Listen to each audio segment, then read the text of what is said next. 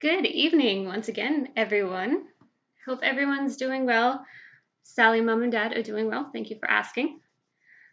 Welcome to another trivia game show night. I have a really fun one for you tonight. It's called Lie to Me. If we haven't met before, I am Louise. I am your host, and I'm going to be telling you some lies tonight. Or maybe not. We're going to find out. Like I said, this is a really fun game show. I just have to do a quick warning. It's not designed for kids. It's not really bad or anything. It just has some implied inappropriateness. So consider yourself warned if you or your kids are offended. It's no longer my fault. So I'm going to explain what's going to be happening tonight. Tonight's game show is going to come in 2 rounds, and we're going to start naturally with round number 1. What's going to be happening in round number 1 is I have selected some words for you. These words are all part of the English language. They're in the dictionary, or most dictionaries, but you probably haven't heard them before and you probably don't know what they mean.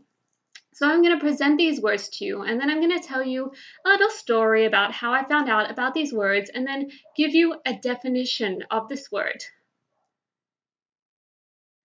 Problem, Misty? Also, I will just stop and say there is oh, hello, Jake. All the way from the USA. What time is it over there? There's a bit of a delay between what I say and when it gets to you, and what you say and when it gets to me, so just bear that in mind.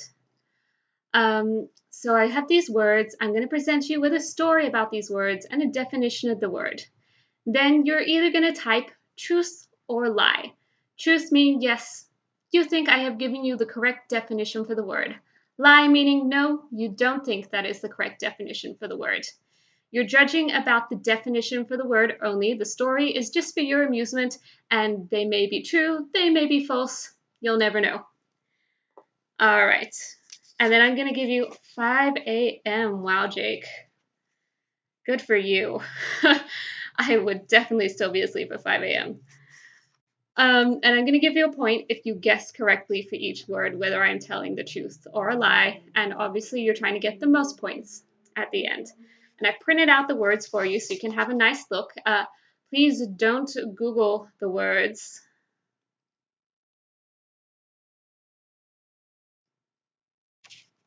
I'm just going to type a quick message to Misty.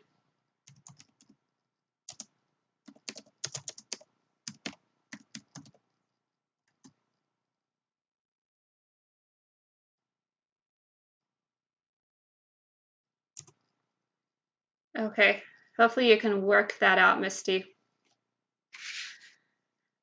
Don't Google the words. That's not fun. I've hacked your cameras. I can see you. I'll call you out. No, I'm just kidding. But that's really boring. Don't Google the words. That's not fun. Also, some of the words look kind of funny, and you don't really want them in your search history. So here we're going to go with our first word. Our first word. Arophobia. So I found out about this word because of a friend of mine, and he was really into words of Greek origin, and he liked trying to figure out what an English word meant by finding out the Greek words it was made up of. And he liked to get me to challenge him and find a Greek word and then see if he could figure out what it meant. And I found this word, this arophobia. And I was like, oh, that's a good one. And so I said, all right, well, what does arophobia mean? And he went, well, Archie is nuts. And obviously phobia means fear. And then butty is mouth. So it's a fear of having nuts in your mouth. And we kind of looked at each other and we're like, that's not right. So we Googled it and he was close. It was actually a fear of having peanut butter stuck to the roof of the mouth. So arophobia is a fear of peanut butter stuck to the roof of your mouth. Now, am I telling the truth or am I lying?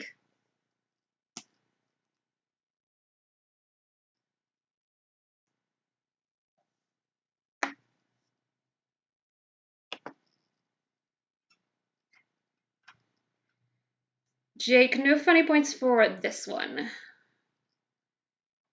We're just looking for truth or lie. I'm going to be the funny person.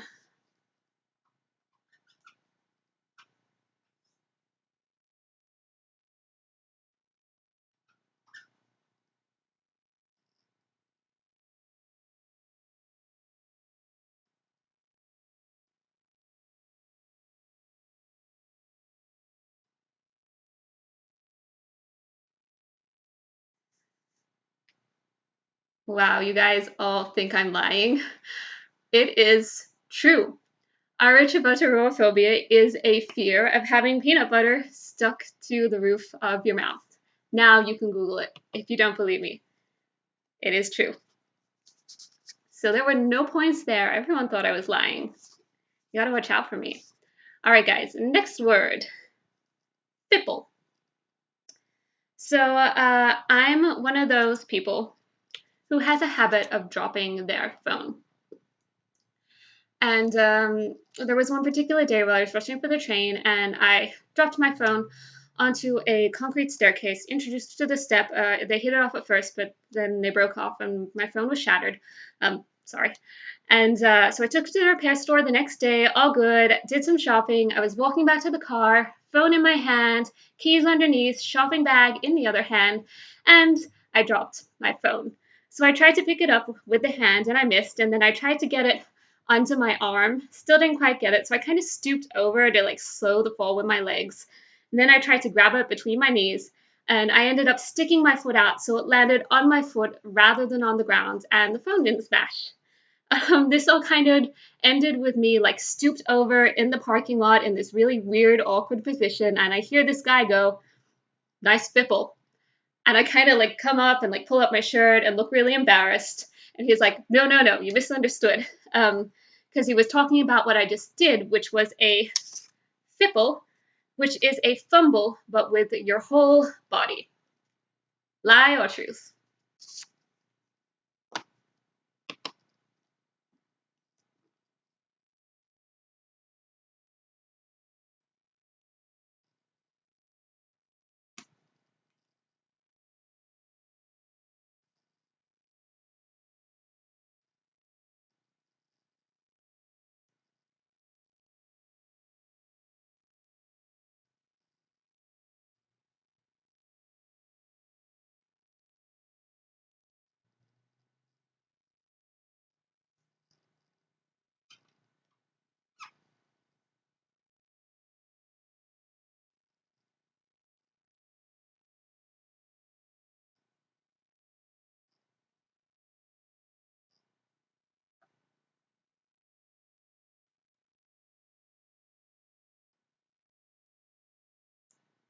All right, I think that's everyone with their answers in. We had a bit of a mixed board this time. That one was a lie. A fipple is the mouthpiece of a flute. So if anyone played the flute, they probably already knew that. Paul, are you using a word I don't know on purpose? Because that's my job right now.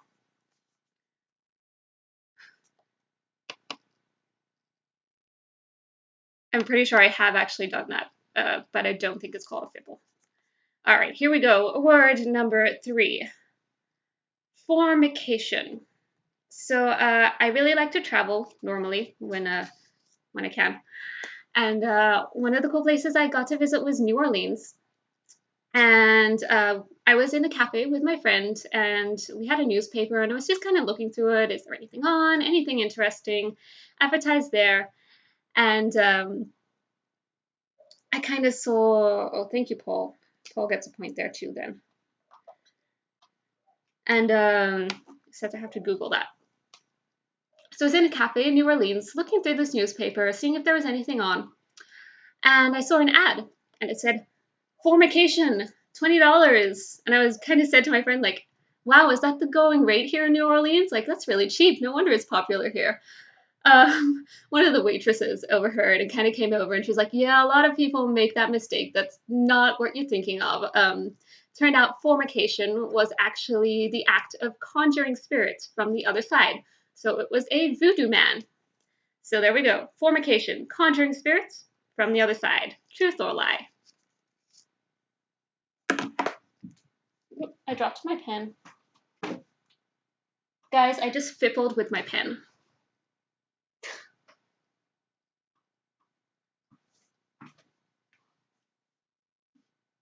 It was a really big fipple because I can't find it anywhere.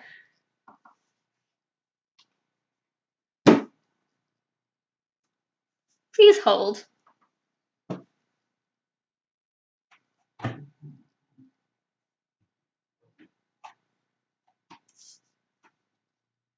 Please excuse me while I crawl under the table.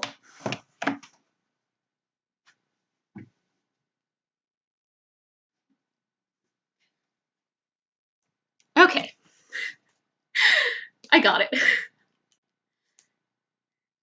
And I think everyone has their answers in, so I can tally all the people. All right, formication is not the act of conjuring spirits from the other side. Formication is the feeling of bugs crawling on your skin without there being any bugs on there. Paul, you're going to start getting negative points if you keep using words I don't know. All right, here we go. Word number 4, whiffler. All right, so I used to work for Disney, and I worked on the cruise line. And one of the perks of working for Disney is they give you free passes to pretty much everything. Stevie, that is Jessica Rabbit in the frame behind us. So whenever you have a holiday from work, you pretty much go to Disney. You go to the parks, you go to Disneyland. And I was there with my friend who also worked on the cruise line. And we were hanging out waiting for a parade. And before the parade start in Disneyland, they like pump up the music like a few minutes before the parade gets there to get everyone in the spirit. And down the middle of the parade walkway is this guy in like a black shirt, real formal looking, like dancing, pumping up the crowd, going woohoo! And I thought it was awesome.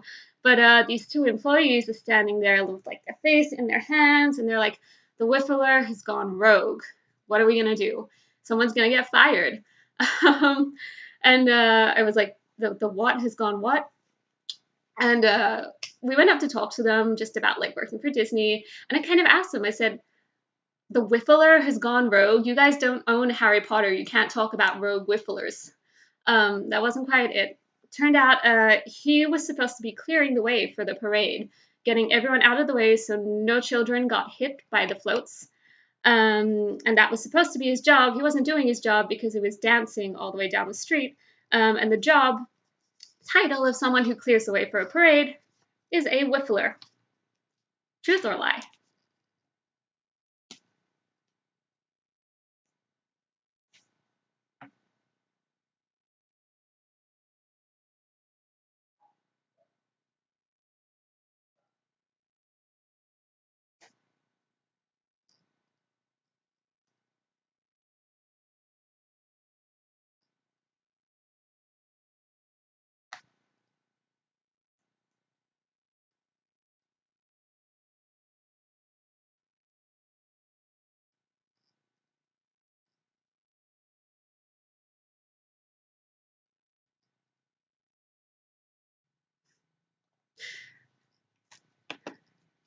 You know, Paul, I'm gonna have to start Googling your words. I'm gonna have to like have my phone ready. True, but only on Fridays.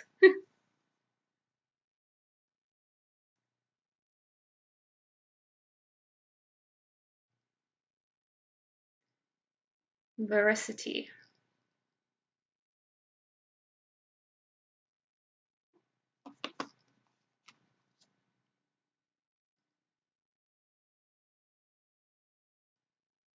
Sally, the answer to that clearly is Paul. All right, that was the truth. A whiffler is indeed someone who clears the way for a parade. All right, here we go with our next word. Scudge. So, as I just mentioned, I used to work for Disney Cruise Line, and I worked in the kids club. And that was really fun, but as you can imagine, there were sometimes it was not so fun. Most of these times involved nosebleeds, vomits, or toilet accidents. Um, and there was one day where a little boy, he was about 5, came up to me, and he was crying a little bit, and he's like, Miss, I have a scudge mark. And I was like, scudge mark? Oh, a skid mark. That's okay, sweetie. Everyone gets those. It's fine. And he kind of cried a little more and he got really upset. He's like, it's a really big one. And I'm like, maybe we're talking a toilet accident and not a skid mark. So I was like, that's okay, honey. Don't worry. It's fine. We're going to call your mommy. Is it okay if I check? And he went, and so I kind of pulled his pants and like, you know, It's fine. Nothing there. And I went, sweetie, there's no scudge mark. And he went, it's on my painting. And I went, and I said, I'm probably going to regret this, but okay, honey, well, do you want to show me? And he brought up his painting, and thankfully, no skid mark.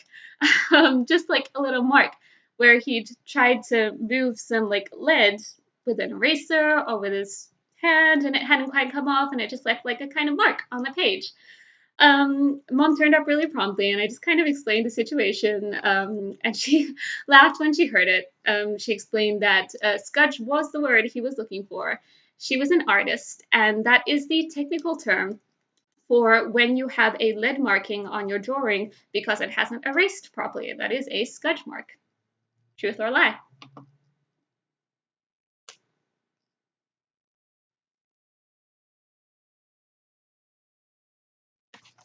I have my phone ready for poll. What word do we have this time?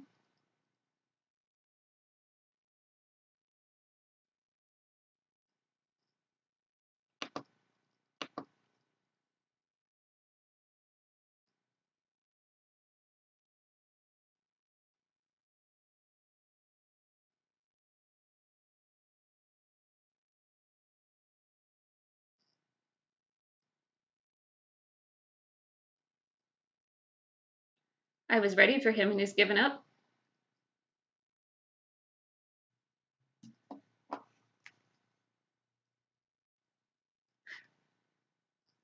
Oh well, Paul. That's all right. It is a lie. Scudge actually means to lie. I was lying about lying. I don't recall a Muppet named Scudge. That sounds like a terrible name for a Muppet. All right, here we go with our next word. Farding. Farding.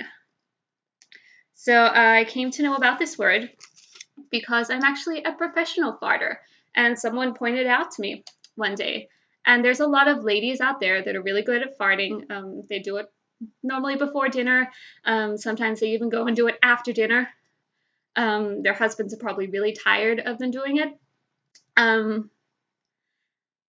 It's not what you think. Farting is actually the art of applying makeup. I'm a professional farter because I am a face painter. So if you'd like, you can hire me to come to your child's birthday and fart on their faces. You're welcome. So farting, the art of applying makeup. True or false?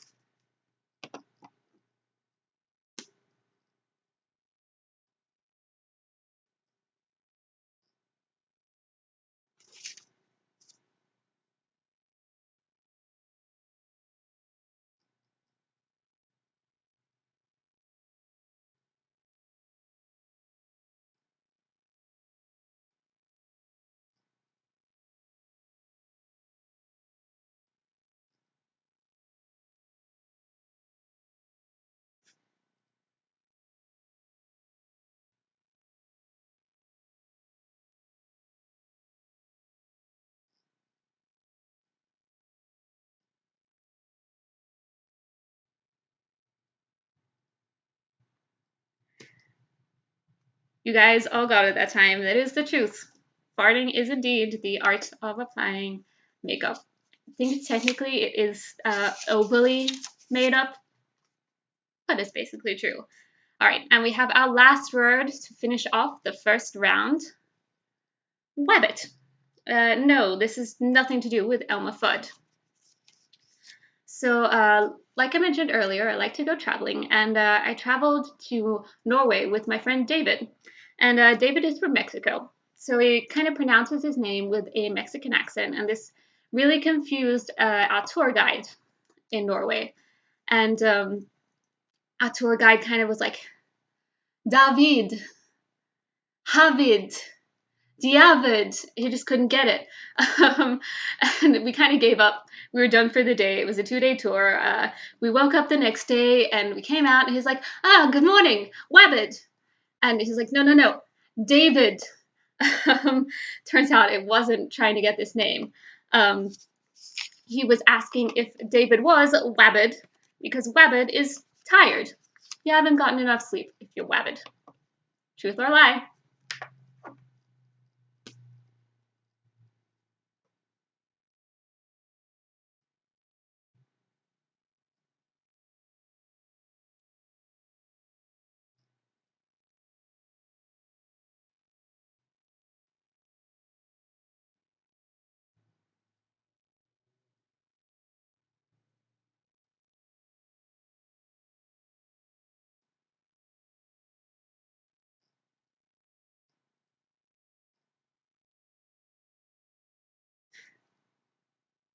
Paul, I don't have to look that one up. That's nice.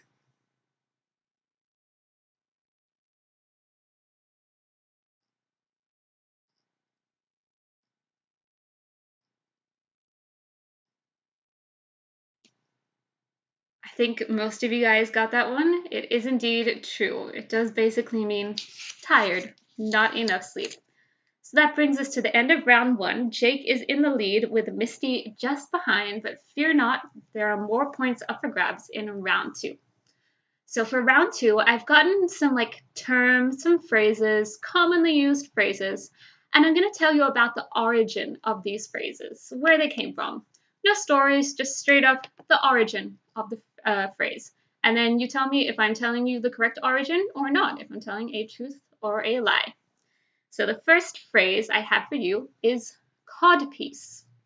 Codpiece was actually derived from Old English times when gentlemen would take a cod and stuff it down their trousers to make themselves look more well endowed. This is not the only term, common phrase that came from this tradition. Also, smells fishy came from here. This is where smells fishy came from. So, codpiece. Old English guys stuffing cod down their trousers. Truth or lie?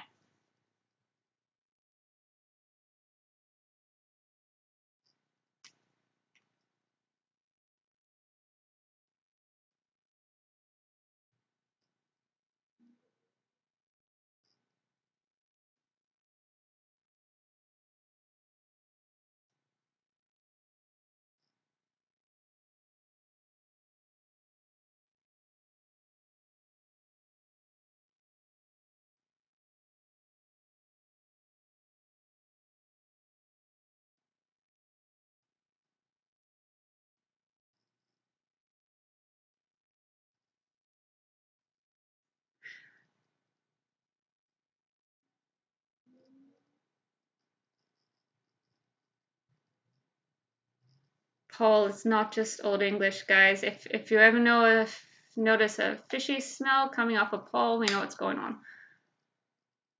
All right, looks like everyone's got their answer in. I was lying. Maybe guys stuck codfish down their trousers. I don't know, but that's not where the term came from. It just came from cod, meaning bag or pod. Nothing fancy there. All right, next term is breaking the ice. This came from Scandinavian tradition where they'd have parties where they'd jump in the ice.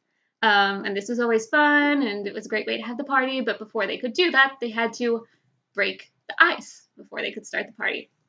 Truth or a lie?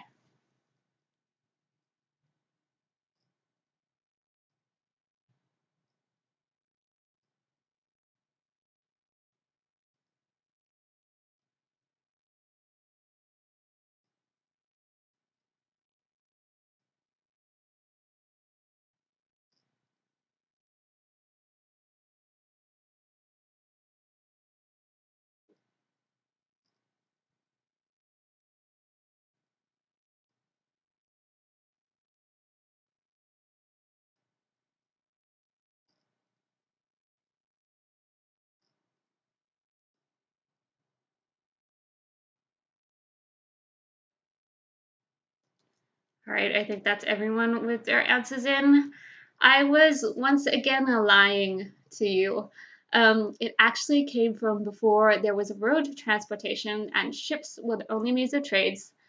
Sometimes in winter, the ships would get stuck in the ice. So the receiving country of the goods would send out a small ship to break the ice as a good faith showing. All right, here we go. Next phrase is mad as a hatter. This came from France, where hatters, hat makers, would get poisoning from the mercury in the felt of the hats they were making. And this would kind of, you have coronavirus in your cod piece. Nobody go near Jake. This poisoning would cause the hatters to act mad. And this is where the term mad as a hatter came from. Truth or lie?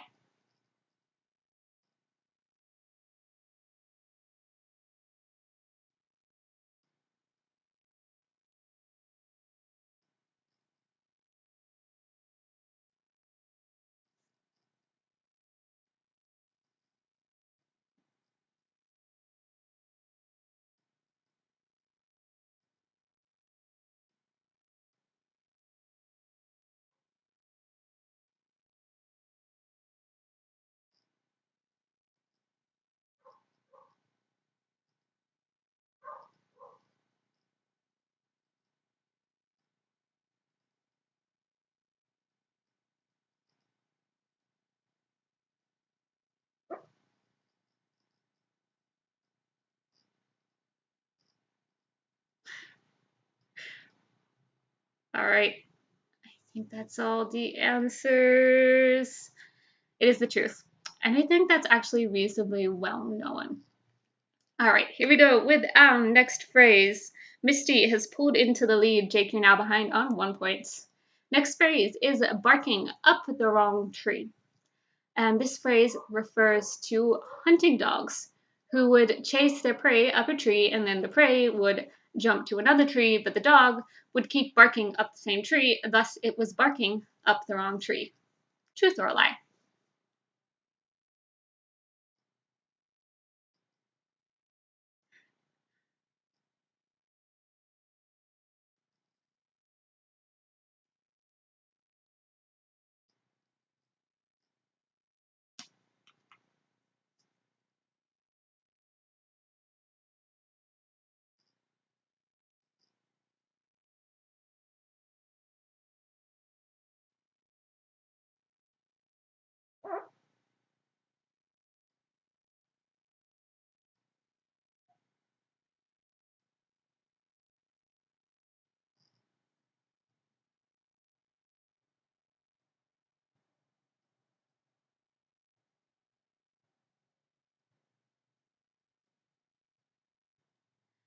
Jake, quite frankly, you should get points for being awake.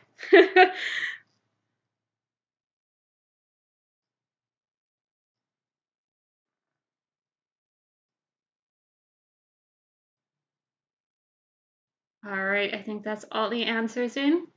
It is true. It did come from dogs literally barking up the wrong tree. All right, I have two more phrases to go. Jake and Misty, you were tied. All right, here we go. Next phrase is butter someone up. This actually comes from Renaissance times, when it was customary to provide gifts to anyone who entered your house of a small amount is butter as a welcoming. If you didn't give someone butter when they entered your house, it was considered a little bit rude. So there we go. Butter someone up. Truth or lie?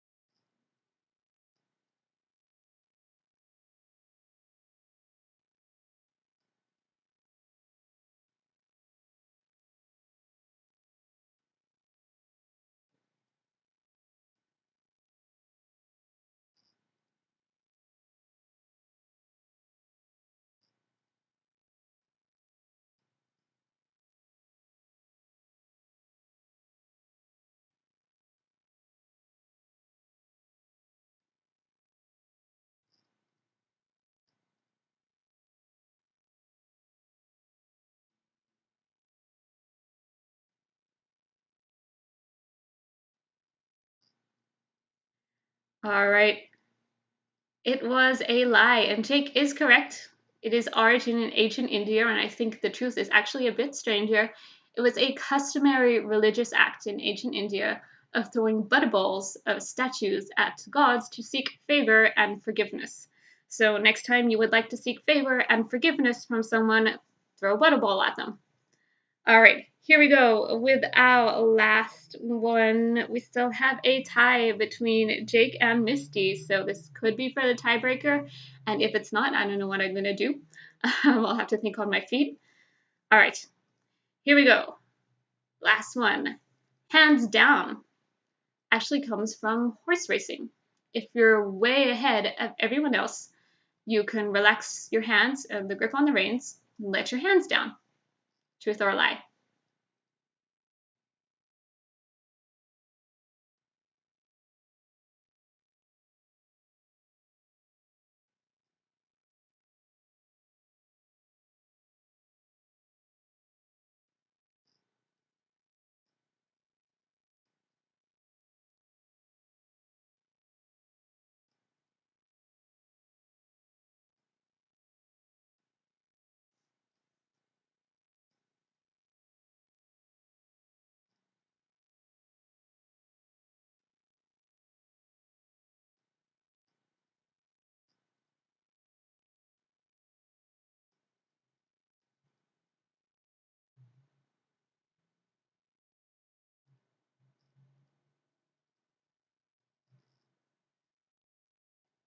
All right. So this is for our winning point because Misty said truth and Jake said lie. So drum roll. Watch as I shake the camera. I was telling the truth.